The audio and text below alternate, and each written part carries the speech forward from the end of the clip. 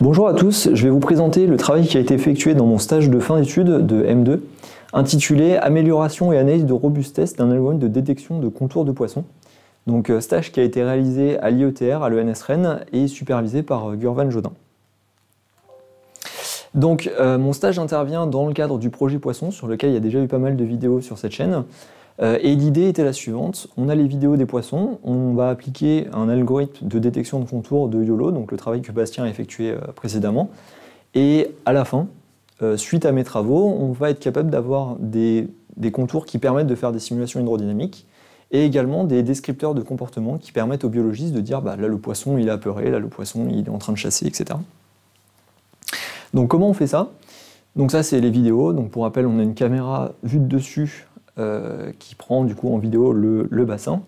On applique l'algorithme de YOLO de Bastien qui va nous permettre d'avoir le contour des poissons.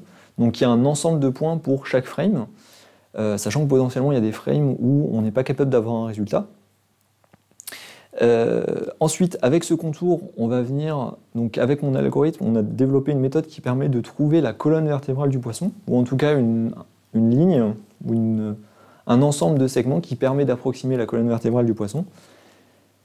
Cette colonne vertébrale nous permet de calculer la morphologie du poisson, et une fois qu'on a trouvé une morphologie qui est représentative du poisson sur toute la vidéo, on va venir l'appliquer justement sur toute la vidéo. Et bien évidemment, il va falloir combler les frames qui ne sont pas obtenus par YOLO avec du coup, cette méthode. Et enfin, on peut du coup faire l'export de data pour avoir du coup nos simulations hydrodynamiques et nos tableaux Excel. Donc comment concrètement on construit la colonne vertébrale d'un poisson? Pour ça, on va faire un processus itératif d'optimisation. Plus concrètement, on va avoir cette quantité Qθ qui va être la différence entre deux aires au carré. Ces deux aires sont construites comment? On va avoir du coup le segment qui correspond à un bout de colonne, et on va avoir ces deux aires, donc l'aire jaune et l'aire rose, qu'on va chercher à égaliser. On va chercher à égaliser en jouant du coup sur l'inclinaison du segment qui sert du coup de bout de colonne vertébrale. Donc ça ressemble à quoi? Ça ressemble à ça. On va avoir notre premier segment trouvé de manière aléatoire, notre premier point trouvé de manière aléatoire, on va avoir notre premier segment, notre deuxième segment, etc., etc., etc. Et on va propager comme ça la colonne dans le poisson. Et on va venir la propager dans les deux sens. Donc là, typiquement, on a notre segment initial, on va venir la propager dans un sens, puis dans l'autre, puisque a priori, on n'a pas d'informations sur où est la tête, où est la queue, etc. Et on va prendre le bout de colonne qui est le plus long, donc là, en l'occurrence, le bleu ciel, enfin le bleu clair, et on va venir repartir du point extrême de cette plus longue colonne et reconstruire en arrière. Et ça nous permet d'être indépendant du coup au segment initial qui est en blanc sur la figure A et la figure B. Sachant que ce processus il n'est pas parfait. Si jamais on a des points dans la détection YOLO qui sont un petit peu absurdes ou un petit peu embêtants, ça va impacter notre estimation de colonne. Typiquement le dernier point ici, on voit qu'il n'est pas représentatif du poisson. Alors là en l'occurrence vous ne le voyez pas, mais le poisson il s'orientait plutôt par ici. Et donc ce point-là ne représente pas vraiment ce que faisait le poisson. De la même manière, la méthode elle a des défauts, typiquement elle a tendance à osciller sous certaines conditions. Donc là on voit ce phénomène d'oscillation. Et le dernier point aussi qu'il faut rajouter, c'est qu'il faut étendre cette colonne de manière à ce qu'elle touche le contour au niveau de la queue et de la tête. Donc je ne rentre pas dans les détails, mais dans l'idée, il y a un processus d'optimisation itératif et après on va à nouveau le modifier un petit peu, principalement pour le filtrer et toucher la tête et la queue à partir de la colonne. Donc avec cette colonne, on va pouvoir faire une estimation de la morphologie. Donc pour ça, j'introduis un critère qui s'appelle SRAD, donc qui correspond à la somme de la différence absolue des longueurs de côte. Donc concrètement, on fait quoi? On va prendre, donc là si on considère 10 côtes sur la colonne vertébrale, on va venir quantifier la différence entre chacune des côtes. Et ça nous donne une bonne idée de est-ce que notre colonne vertébrale et notre contour est représentatif d'un poisson. Est-ce que si la colonne vertébrale est bien au centre du poisson, il y a plus de chances que ça correspond effectivement à une vraie morphologie de poisson. Malheureusement, ce n'est pas suffisant. Donc là, typiquement, on a fait cette étude et on s'est rendu compte que sur certains cas, donc là, typiquement, on voit que la détection YOLO, elle a perdu un bout de la queue du poisson. Mais notre critère, en fait, il nous dit, non, ça, c'est une morphologie représentative. Donc, malheureusement, c'est pas le cas. C'est pas le cas parce qu'on n'a pas d'informations sur la longueur du poisson. On peut le voir par ce nuage de points où on a vraiment ces deux quantités sont vraiment totalement décorrélées. Du coup, on va venir modifier notre critère en rajoutant ce terme pénalisant ici qui prend en compte du coup la longueur du poisson, soit la longueur du poisson voulu, soit la longueur du poisson médiane ou moyenne sur toute une séquence vidéo. Et donc une fois qu'on a fait ça, une fois qu'on a trouvé la morphologie du poisson qui le caractérise sur toute une séquence vidéo, on va venir corriger les contours trouvés par YOLO avec cette morphologie. Comment on fait ça?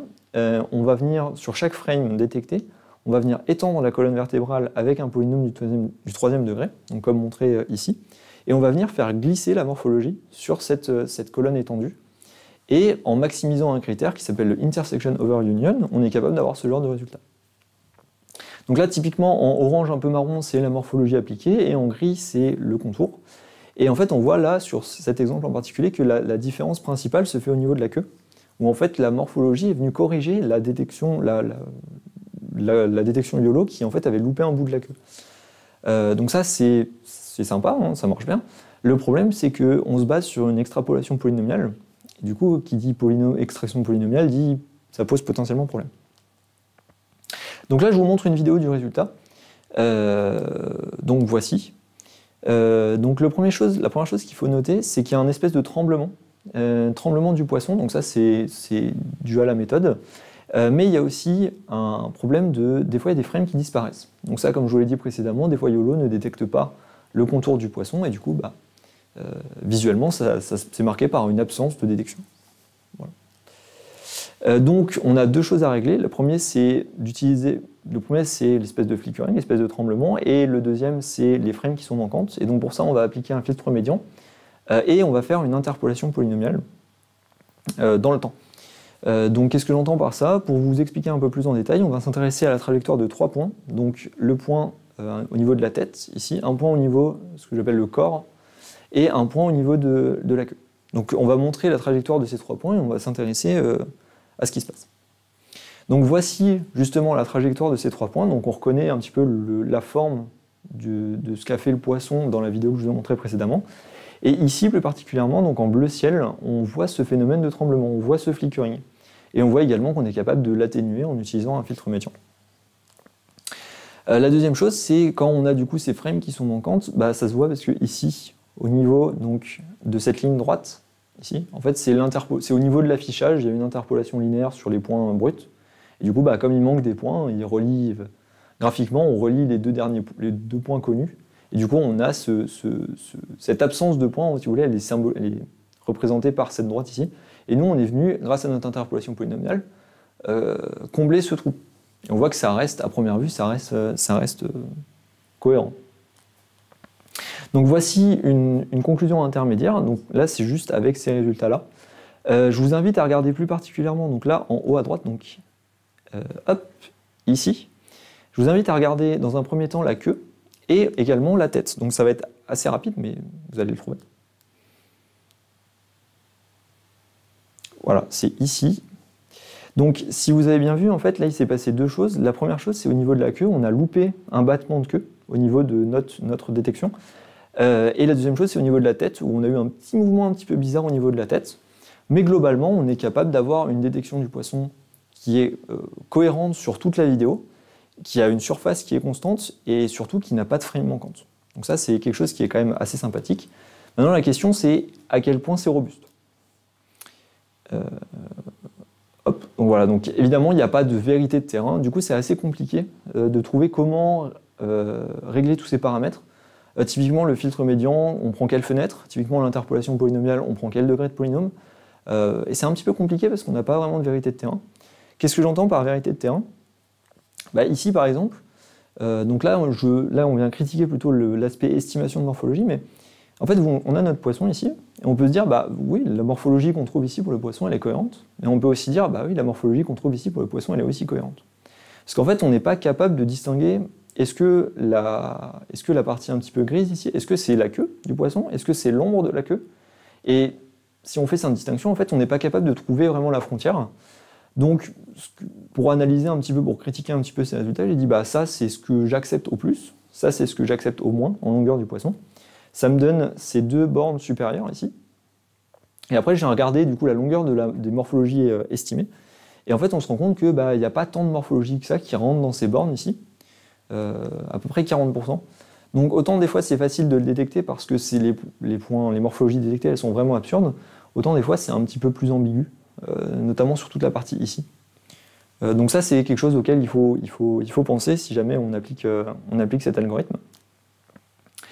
Donc là ce que je vous représente ici, c'est du coup, ce qu'on vient faire c'est qu'on vient appliquer 100 fois l'algorithme, donc 100 fois ma méthode, en utilisant la même morphologie.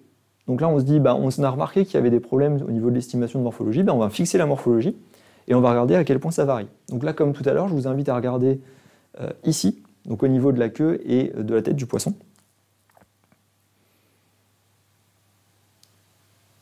Hop là. Et donc là, on voit que le phénomène qu'il y avait au niveau de la tête, qui était plus ou moins visible sur une seule génération, là, il est beaucoup plus visible.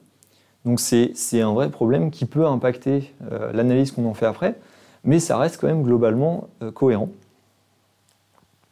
Maintenant, on a la même réflexion, mais cette fois-ci, on va venir estimer la morphologie en plus. Donc là, on vient comparer sans utilisation de l'algorithme sur la même vidéo.